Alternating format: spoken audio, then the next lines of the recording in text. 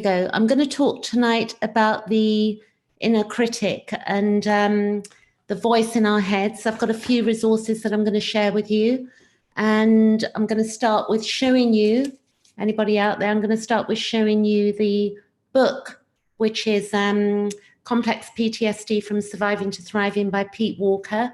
And I highly recommend this book. It's something that began to untangle my own mind on my own childhood and the suffering that many of us go through. And it's one way of resolving or understanding, because I think that, you know, earlier today I was speaking to somebody about childhood trauma, and it's a grieving process. And what happens is that we have to go through the process of grieving. So it would be like, you know, losing somebody that's dying. It's like when you've lost your childhood, you basically are in a position where you're having to reestablish your life after that wound. And it can be, you know, it's very traumatizing to go through such hard stuff as a child. So what I'm going to do is start reading a few bits that I've got here and just see where it goes. So what I've got is that with the inner monologue, the way we speak to ourselves, we've got to begin to pay close attention to the inner voice and that the way our mind is working.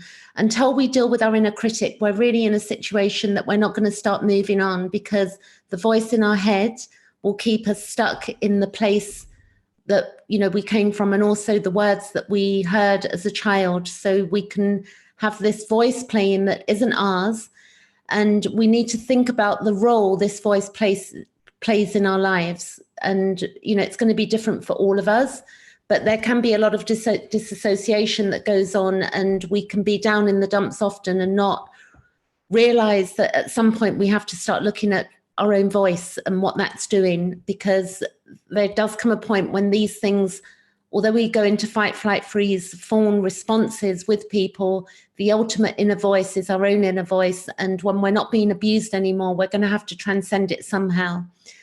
We need to think about the difference between our thoughts and our intuitive, like our intuition. And we can think our inner voice is a direct representation of our thoughts and our identity, not realizing we are independent from it. So if we look at, you know, if you look at me right now, my inner voice is independent really of me, and I do have a certain amount of control over it. But I would say until we fully grieved childhood woundings, which, you know, we go through waves of it, until we get conscious about our grieving, we're really struggling. You know, we can be struggling a lot more than we need to. But the whole idea with healing is becoming highly conscious that we are grieving and that we need to heal any wounding that we had in childhood, you know, whatever abuse that may have been, whether it's sexual, physical, or spiritual. So this is the book, and all of the links are going to be below.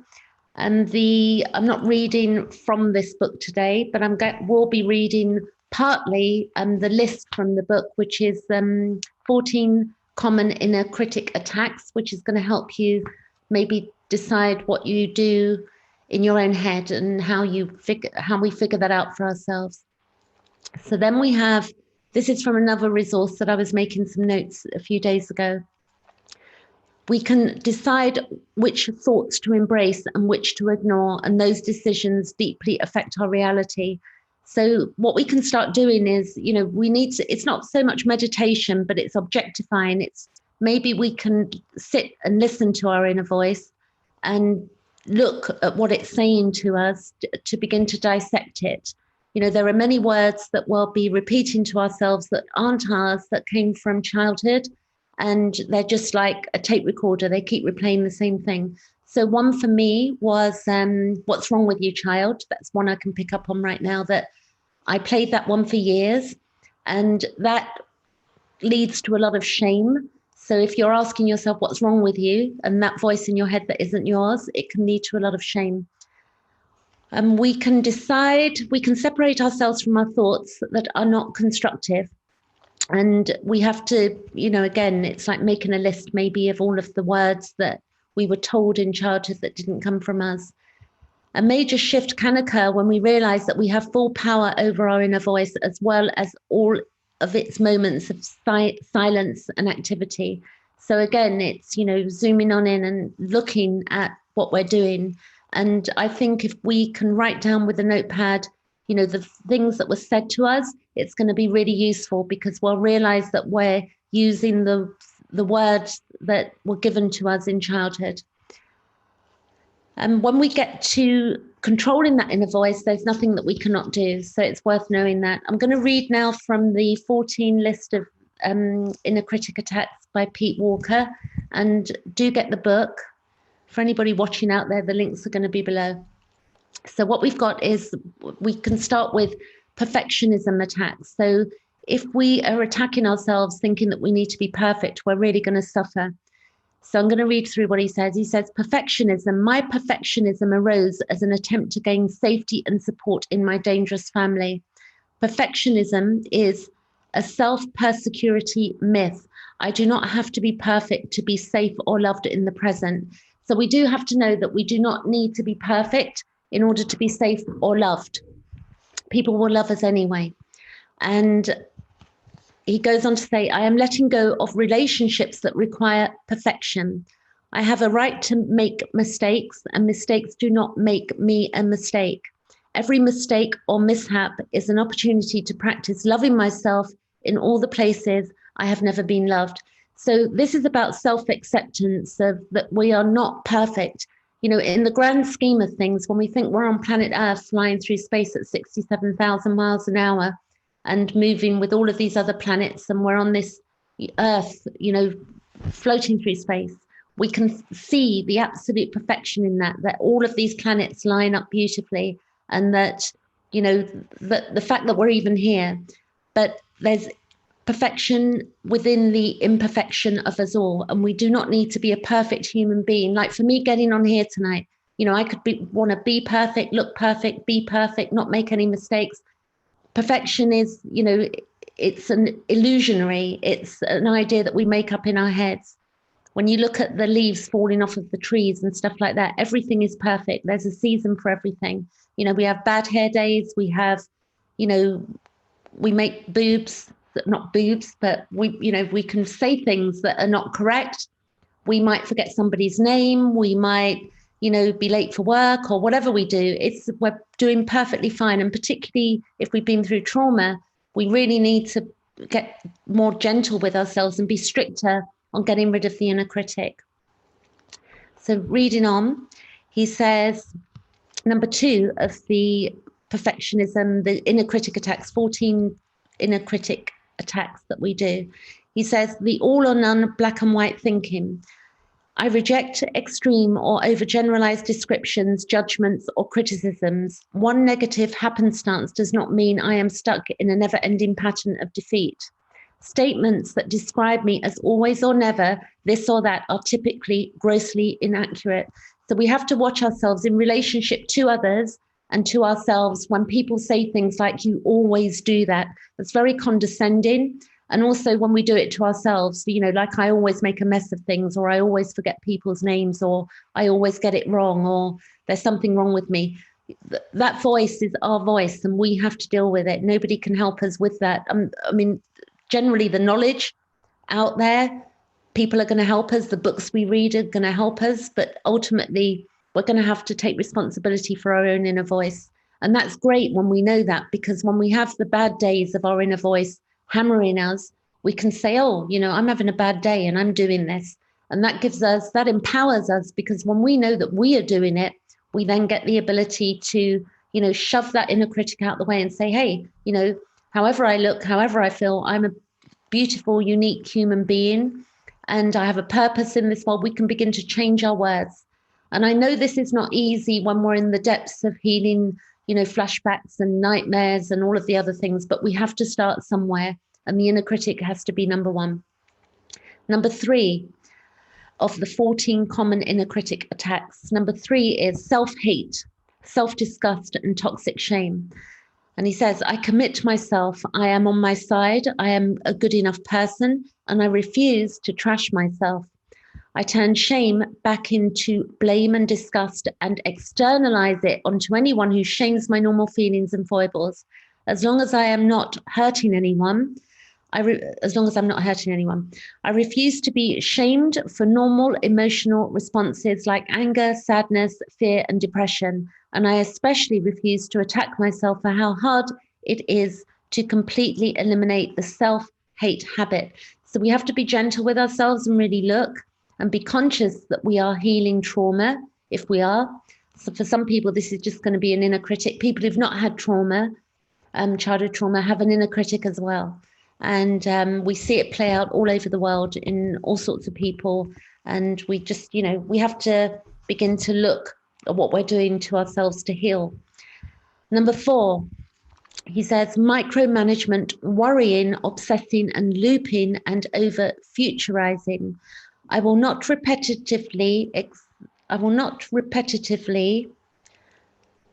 examine details over and over. Now, I know that's hard sometimes, that we will do that, but there comes a point again when we can haul ourselves in and say, hey, I need a break from myself here.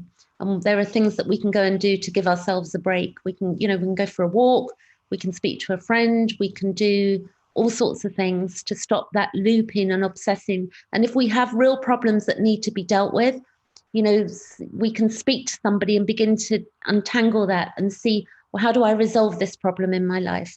Because we don't need to stay stuck in situations. And often we will stay stuck because if we, years of childhood abuse means that we didn't have the ability to know what it was like to not be unstuck. So it becomes a habit of being stuck in pain and trauma. He goes on to say on number 4, I cannot change the past. I forgive all my past mistakes, and I cannot make the future perfectly safe. I will stop hunting for what could go wrong, and I will not try to control the uncontrollable. I will not micromanage myself or others. I work in a way that is good enough, and I accept the existential fact that my efforts sometimes bring desired results and sometimes they do not. This is part of being human, Sometimes we might desire something that won't go our way. It could be to do with work, it could be to do with relationships or family members or the way we want something to be. We haven't got total control over, what's outside of us, but we do have some control and quite a lot of control of what's going on inside of us. And he says here, which is a little prayer, he says, God, grant me the serenity to accept the things I cannot change, the courage to change the things I can, and the wisdom to know the difference. And that's a serenity prayer. Number 5 is unfair, devaluing comparisons to others or one's most perfect moments. I refuse to compare myself unfavorably to others, and I will not compare my insides to their outsides. I will not judge myself for not being at peak performance all of the time. In a society that pressures us into acting happy all the time, I will not get down on myself for feeling bad. So we're going to have sad days. And you know what I found? The best thing to do when you're feeling sad or tearful or whatever, it's like fully feel it. It's like sit there with the sadness. Don't disassociate from it. Just sit there for a minute and say, I feel really sad. We can see children do this when they go into a moment of, feeling tearful or whatever. They're there and they fully express it and then they're okay again. And we can do that as adults too. We can get to understand that our emotions, they don't stay stuck. So we can work on that understanding that, they're not forever. So if we feel a bit depressed, we can say, I'm feeling a bit depressed in this moment, but it's not forever. But clearly, if you have a, serious issue with depression, then you have to go to your doctor and get that checked out. He says, I will not get down on myself for feeling bad. So sometimes we're going to feel bad and we have to, acceptance, the quickest way around that is to say, I'm feeling bad right now. I feel sad right now. And beautifully, even more so, if we can voice that to somebody that cares about us, then we move through it a lot quicker. Number 6, guilt, feeling guilty. This is about guilt. Feeling guilty does not mean I am guilty. I refuse to make my decisions and choices from guilt. Sometimes I need to feel guilt and do it anyway, feel the guilt and do it anyway.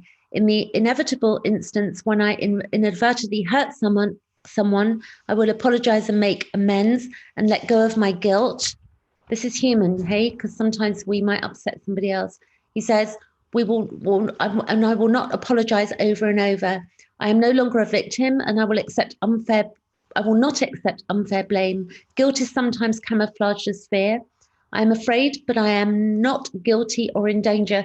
So something I used to do for many, many years, whenever I felt something or I cried, I kept saying sorry. I do it occasionally now, but when I catch myself doing it, I stop.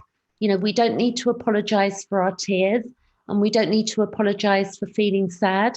And we don't need to, we've really got to stop guilt tripping ourselves. And also, when we're telling somebody close to us and sharing our story, with the right people as well. I found myself that, sometimes when we go into flashbacks, we can say things about our past two people who really maybe haven't got the time for us or don't care for us. So we have to choose who we're going to share our lives with and information with that's sensitive. Number 7 is should in, the word should. I will substitute the words want to for should. I want to. So instead of saying should, the word should, you say, I want to. I want to be free of this right now. Not I should be free of this. I want to finish off my paperwork instead of I should finish off my paperwork. That's one of mine. I should. But I want to finish it off, for instance. So we can drop the word should, because the word should, I remember speaking to somebody a few years ago when I was having coaching, and she said to me, shoulding ourselves, should, say that correctly, it's like getting a whip and like whipping ourselves. It's like making ourselves bad. And if we change slight words that we use in our heads, then we're going to heal a lot quicker. So let me see here. He says, this is Pete Walker, Complex PTSD, the 14 tips for managing the inner critic, which the link's going to be below this video, and his book as well. It's free on Amazon, Kindle, UK, and free on Audible, USA. Currently, it was a few months ago, so hopefully it still is. So I'm going to read number 7 again. The word should, shoulding, I will substitute the word with want to for should.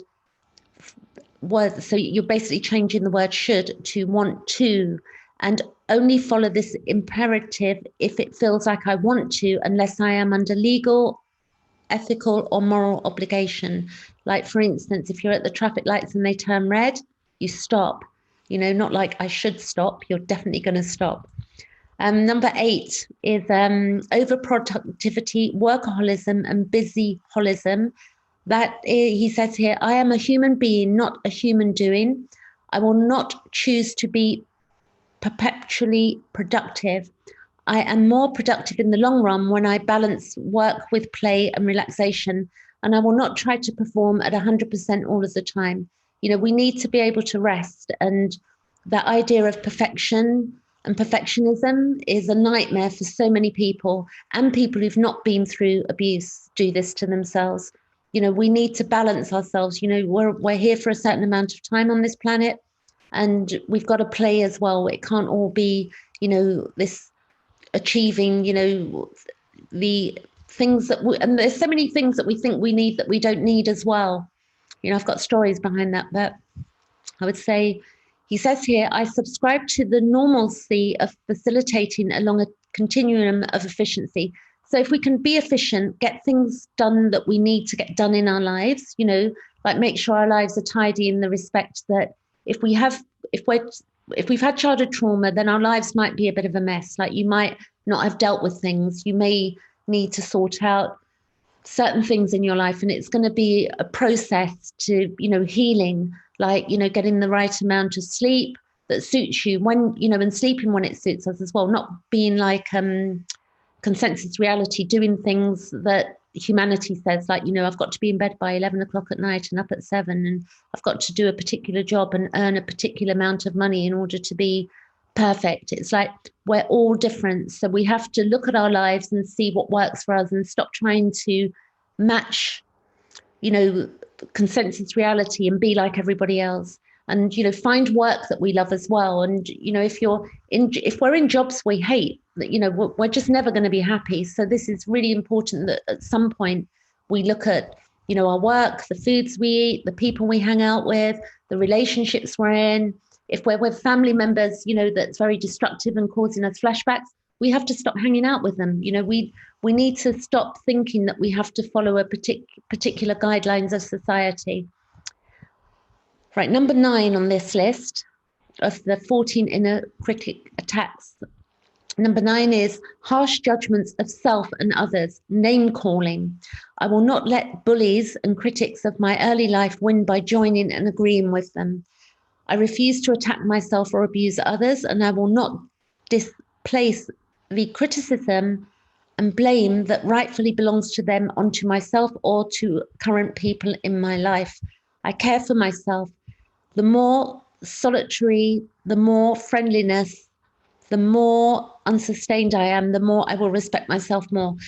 The more I will respect myself. So it's really important that, you know, I can see what happens. And I've had this myself in my past. You know, I used to drink alcohol. So I went through a period when I'd say and do all sorts of things that were probably inappropriate. But, you know, that was part of my healing as well.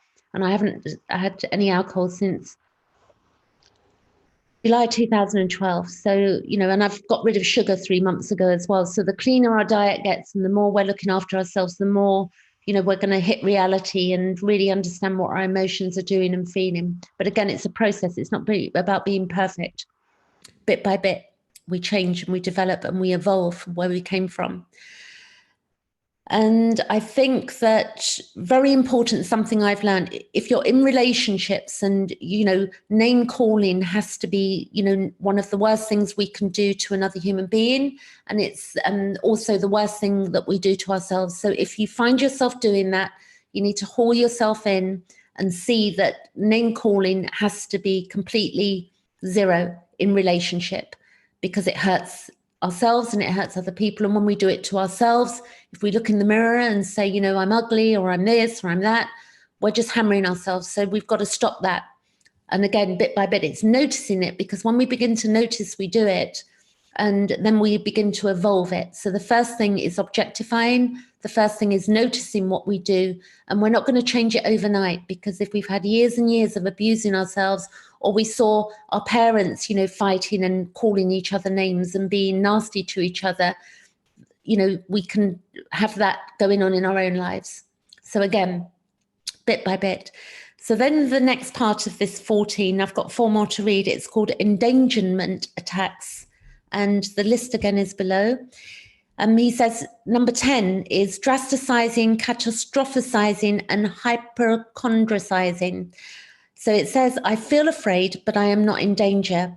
I am not in trouble with my parents. So we're adults now. I mean, I'm 50, so I'm just going to give you an example. But we still got that inner child inside of us that has been so, you know, our souls get so shattered when we've been through trauma or abuse, be it sexual abuse, spiritual abuse, physical abuse, or verbal abuse. And they're all as bad as each other in childhood, because a child is a child. You know, all abuse on any level is just not acceptable, but it happens. So what we've got to remember as adults, that our parents are no longer in charge of us, and we can empower ourselves by knowing that, and that they have no, if they were abusive, or the adults that were abusive, they no longer have power. So we can understand and reiterate that to ourselves, that, you know, that's not happening anymore. I will not blow things out of proportion. I refuse to scare myself with thoughts and pictures of my life deteriorating, and no more homemade horror movies and disaster flicks. So you can imagine that we all do that. You know, we imagine the worst of the worst. When I was going, as part of my healing of my trauma, I went through a stage where I kept thinking I was going to die. And what that was about, that was anxiety and panic attacks and hypochondricizing. You know, I wouldn't say I was a hypochondriac, but I was really scared as I was healing that there, you know, something bad was going to happen to me. And often that comes from childhood as well, and thinking the worst of the worst, drasticizing. Number 11 on this list is negative focus. And it says, I renounce over noticing and dwelling on what might be wrong with me or life around me. So, if we're walking down the street, we can probably see 10 things that are wrong in a street, and we can see 10 things that are right. Like we might see, rubbish in the street, or we might see beautiful flowers. We've got to choose what we're seeing, and we've got to notice the beauty around us. And I'll say this summer just gone, we're now in September, it got a bit cold today in the UK, actually, a bit chilly. And but in the summer, I was going around taking pictures of flowers in the streets with my iPhone, and it, gave me a lot of joy, and I was posting those on Facebook. So, and then I was going out looking for flowers, and then I'd see little cats in the street, and I'd, as I passed by, and they meow at you, and we can, you can sort of pat the cat or whatever. And there are many things we can begin to see to empower ourselves and lift ourselves up. And, it's going to be different for all of us geographically and our own circumstances, but our lives can improve when we know that we can empower our lives, and that what happened to us, it is in the past. And if it's not in the past, if you're still in abusive or, crappy relationships or whatever, you're going to have time to look at that, and you're going to evolve it. So know that you're not stuck in one place for the rest of your life. We can be anywhere we want to be. And we're so conditioned into, thinking that we've got no, power to change our circumstances. And I'm here to tell you that we have. I've done it myself, and it's possible. Still reading number 11, he says, I will not minimize or discount my attributes. So look at your attributes, look at the good points. I can give you 10 good things about myself. You could write a short list of 10 good things about yourself. Like I write, for me, I write beautiful poetry. I'm very kind. I'm warm. I'm funny. Not everybody knows that, but I've got a sense of humor.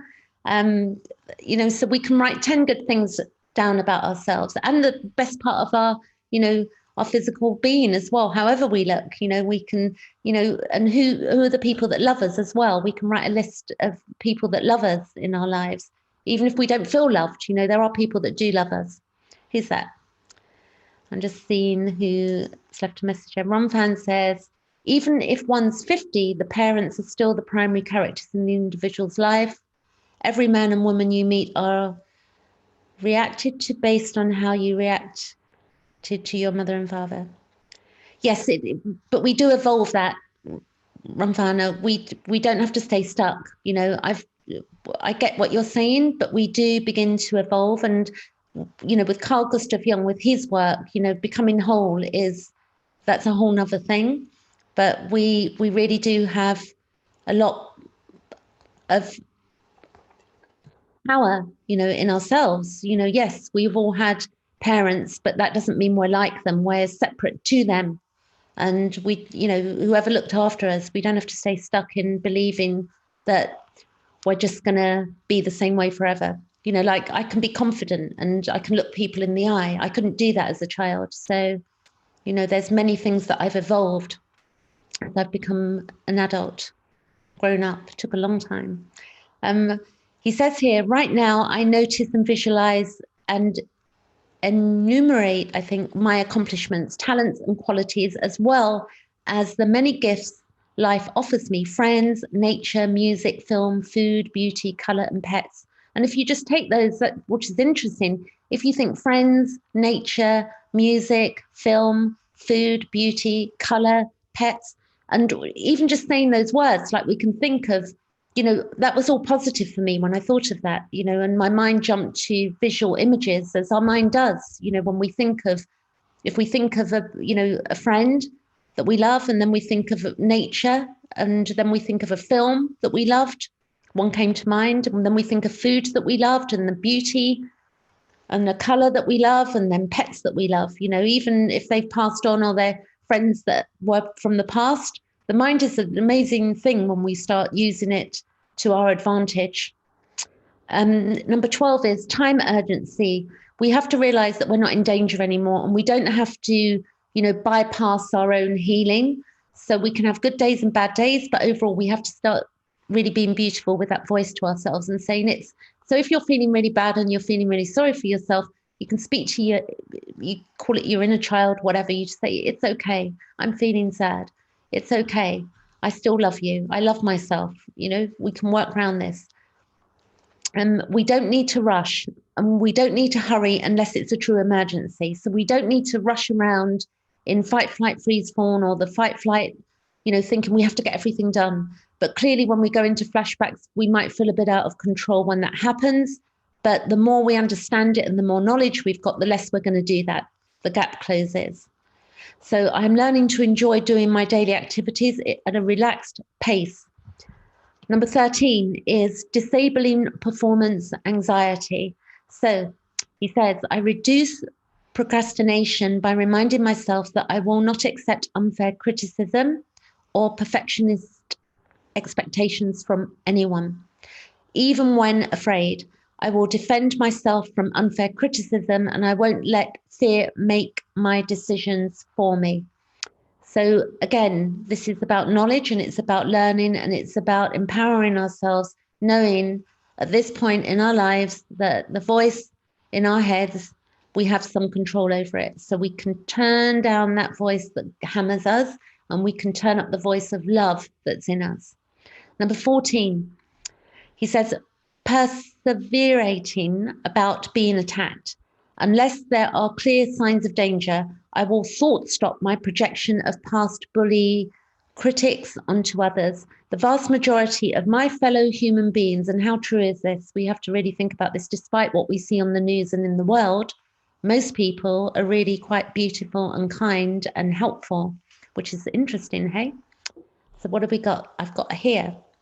And we have to realize that, you know, not all people are scary and horrible and narcissistic and, you know, the list goes on. But, you know, we have to protect ourselves and be sensible. But reading on, he says, the vast majority of my fellow human beings are peaceful people.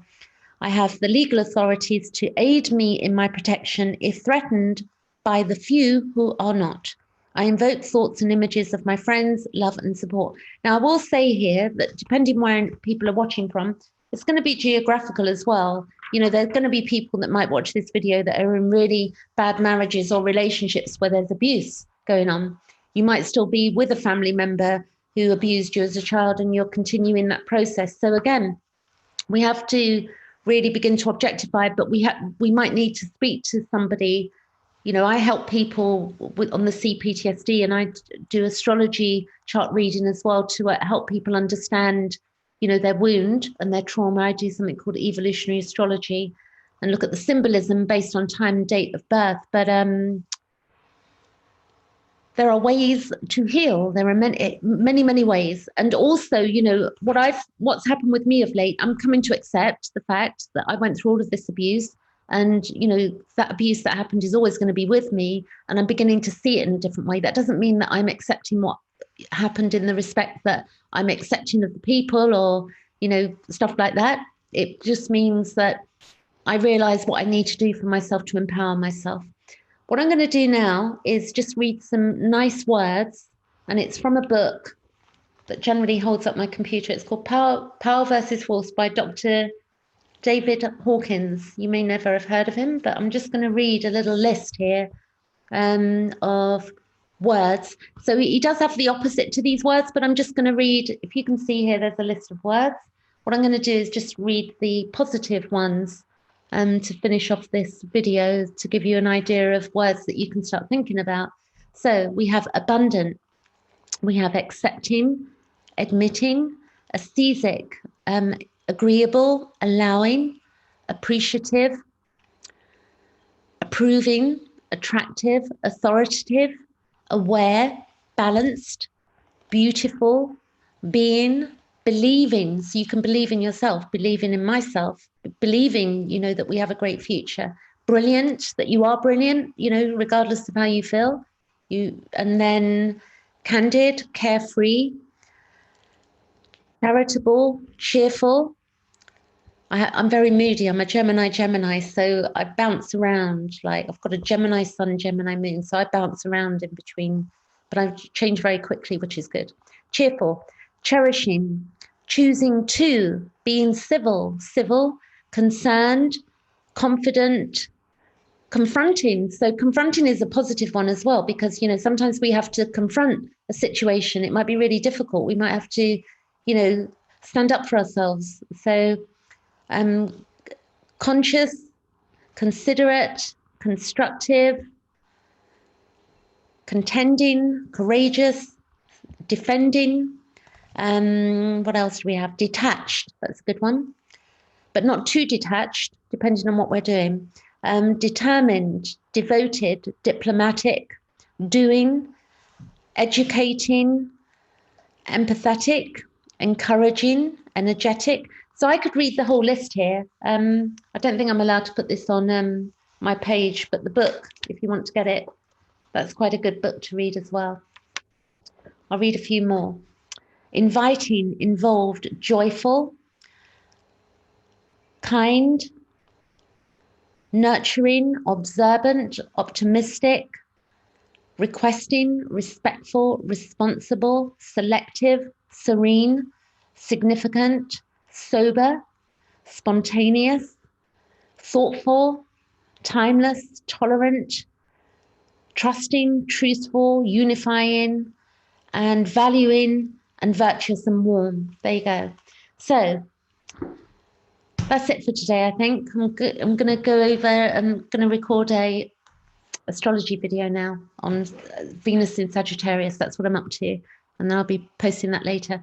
So thank you for watching out there. Do know that if you got any questions, you can go over to my letting go no, it isn't. It was used to be called letting go techniques. Penelope Ryder. You can check me out on Facebook. The links are above, and then you can, or below or above, and then you can check me out and you can see what I do. And if you want a session with me, you want to talk through any of your trauma, I do that.